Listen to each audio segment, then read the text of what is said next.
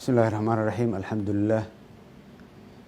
Waxaa marka hore halkan uga tacsiideynaya dhammaan ummadda Soomaaliyeed, eheladii iyo qaraabadii dadkii xalay ay dhibku ka soo gaaray qaraxii ka dhacay Daviina.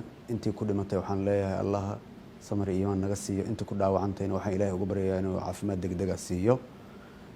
Midda labaad aan rabaa halkan inaan maanta idinkaga sheego waxa weeye waxaan maanta halkan isugu yeeray dhammaan qaybihii quseysay amniga qaranka ugu horeeyay wasiirka amniga iyo taliyaashii ciidamada amniga qaranka Soomaaliyeed oo aan isugu yeeray inay goobteeda yimaadaan si aan uga hadalno oo aan u faro wixii ku saabsan amniga guud ahaan iyo gaar ahaan magaalada Muqdisho.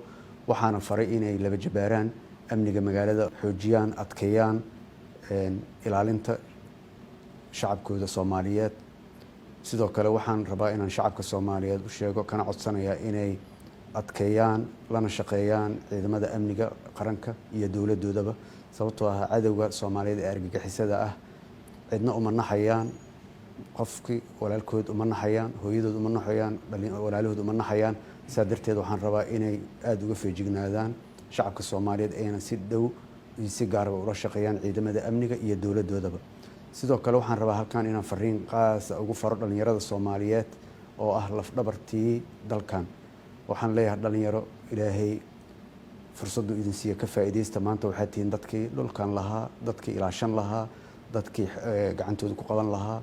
marka wada shaqeyn la yeesha dadkiina iyo dowladdiina, ciidankiina. marka waxaan idinka codsanayaa wada shaqeyntaas inaa xoojisaan.